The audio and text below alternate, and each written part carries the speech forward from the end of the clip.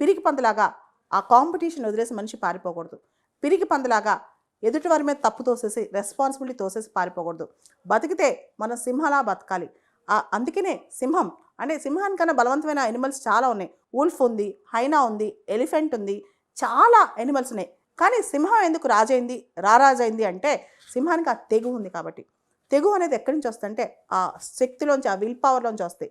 మనిషికి కూడా తన మీద తనకి ధైర్యం ఉన్నప్పుడు, తనకు మీద తన కరేజ్ ఉన్నప్పుడు, తనకే తను పోరాటం చేసే శక్తి ఉన్నప్పుడు. మీరు గమనించండి, సింహం ఎవరిపైన ఆధారపడదు. తన పోరాటం తనే చేస్తుంది. తన ఫుడ్ తనే ఎత్తుక్కుంటుంది. తన హంటింగ్ తనే చేస్తుంది. తన గస్తీ తనే కాసుకుంటుంది. తన కాపలా తనతోనే ఉంటుంది. సింహం తిరుగుతూనే ఉంటుంది. తన టెరిటరీలోకి ఎవరు వచ్చినా అస్సలు ఒప్పుకోదనమాట.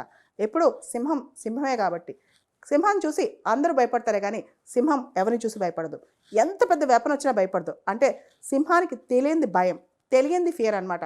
మనిషికి ఈ క్వాలిటీస్ ఉంటే, ఇలాంటి క్వాలిటీస్ ఉంటే, అంత తెగువ, అంత ధైర్యం ఉంటే ఇప్పుడున్న ప్రపంచంలో బతకగలడు. ముఖ్యంగా ఒంటరిగా ఒక కింగ్డమ్ స్థాపించాలంటే, ఒంటరిగా ఒక ఎంపైర్ నడపాలంటే, ఒంటరిగా ఒక ఎకో సిస్టమ్ను ముందుకు తీసుకెళ్ళాలంటే మనిషికి ఆ లక్షణాలు ఉండాలి. లేకపోతే పిరికి పందులాగా పారిపోవాల్సి వస్తుంది మనిషి.